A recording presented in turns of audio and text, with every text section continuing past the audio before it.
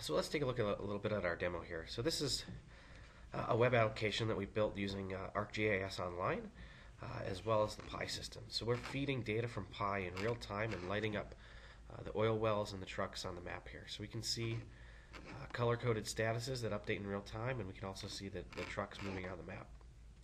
So you imagine I'm sitting in as a well operator or an engineer looking at my oil field. So here we're looking at the Teapot Dome oil field in Wyoming, and I have my series of wells on top of that landscape. And I can see kind of in real time what's going on with any of the individual wells. So I can go ahead and click on a well and see what's going on here. And that pops up trends out of the Pi system. So here I'm combining the geospatial representation of all the wells on the map along with some history and real-time data coming out of the Pi system. So I can see things like the flow rate, the tubing pressure, and my bottom hole pressure, which are important to just get an idea of what the health of my oil field looks like. But I can go ahead and close that out.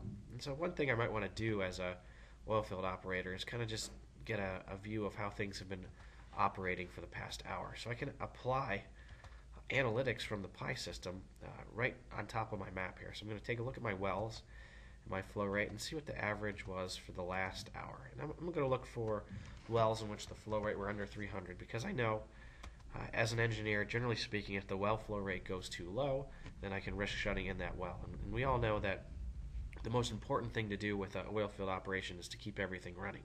So we really want to be proactive in our maintenance and how we run our oil field.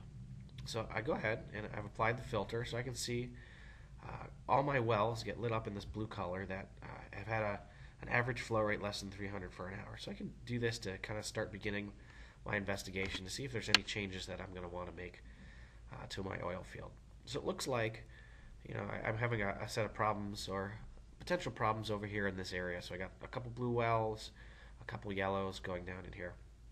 So I'm just going to close out that filter and zoom in a little bit and see some of the other things that I can do by combining that geospatial data with the Pi system. So let's zoom in a little further. So here are my wells. And so one of the cool things I can do with ArcGIS Online is I can add additional layers here. So I'm going to add the field detail layer, which gives me more detailed information about the oil field, so without showing the imagery. And then I'm going to take a look at some of the pipeline as well as the tanks. And so here I can kind of get an idea of how my field is connected, where my pipeline is, and what's going on there.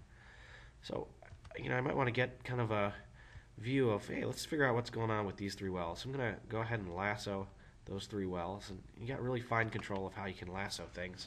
Just got to get an idea. So here I've selected these three different wells, and I can go ahead and look at flow rate, tubing pressure. So I'm going to go and take a look at the flow rate and the tubing pressure because I know those variables are correlated, and I'm just going to go ahead and show that data. So it's going to go back into the Pi system and grab me the historical values for all those things. So I can get an idea, see what's going on with each of these individual wells. I can look at both the flow rates as well as the tubing pressure, all right from within my mapping application. I can do that view. So it doesn't look like anything in particular is going on with those wells, but I can also go ahead and look for different event frames associated with those wells. So I'm going to go ahead and click on events, and it doesn't look like we have any events associated with those wells. But maybe I'll go ahead and take a look at some of the other areas of the oil field. So I'll go down here and see if there's any events associated with this well, 16AX3. And it looks like there are a whole bunch of events associated with 16AX3. So I got a low flow rate down at the bottom of my field. So I can go ahead and click on one of those. That's going to take me over to CoreSite, where I can do some more in-depth analysis of those wells. So let's just remember my password. So now what I'm doing is I'm passing the context from my oil field investigation from my web app over into Pi CoreSite. And this experience works both on the desktop, so here I'm working on my laptop, but I can take that to my iPad, work with Safari, or my Windows 8 tablet, and take a look at the same information. So here it's grabbing information about that particular well with the low flow rate, and we can see it's searching the Pi system for my related assets and events. So I can go ahead and click on here, and we see it's found a whole bunch of related assets. So I've made all my oil wells based on the same template, so I can go ahead and grab different wells on there and then add them to my display. So I'll just add an additional trend here for another well, so I can do a comparison between those wells.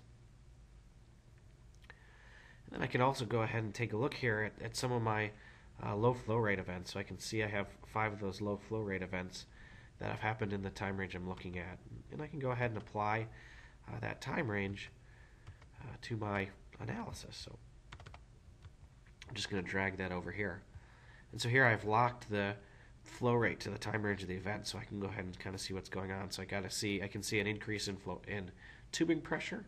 I can also see a decrease in flow rate. And here, you can see those things correlating. So that everything there looks about okay. So CoreSite really gives me a great way to do a deep dive analysis and look at some more detailed data about the assets and events associated with that oil field. So CoreSite, so I'm in full screen mode, back over to our ESRI maps. I'm going to close out of the events. And so let's look at some of the other things that we can do with our maps. So we've taken a look at the detail level of our data. We've seen some of the different layers, but some of the other cool things that we can do. So I'm going to turn off my tanks and my pipeline, and I'll even turn off my wells. I'll turn off the field detail, as I can go ahead and take a look at what's going on with my maintenance vehicles. Let me turn that off. So here I have all my maintenance vehicles, and one of the great things about the web maps is the level of detail that you can get as you zoom into the different layers. So I can see different vehicles, I can see my tanks, all different pieces of equipment at very high resolution at 30 centimeter level of detail. So let me go ahead and I can do a search here. So I'm going to look for one of the trucks. I'm going to look for the supervisor truck, and that takes me over Tim Oven Field, so I can see the roads and all that detail. And I can go ahead and click on him. And just like the oil wells, I get a set of relevant information to my maintenance vehicle, so I can see my fuel tank, odometer, other sorts of things, maybe a status piece of information that I'd want to know about that particular vehicle. And then I can also go ahead and look for events associated with that particular vehicle. So here, what's really cool is we distinguish between some of the assets that can move around as well as the static assets. So here, each of the events is captured as event frame, and I can see that route. So I can go ahead and click there, show that route on a map,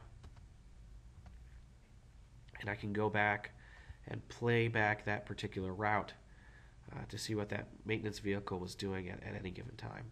So this really gives me a great way to take a look at both my oil field operations as well as my trucks. So I think this is a really great demonstration of some of the great capabilities that you can do with real-time and historical data in the PI system, as well as ArcGIS Online. So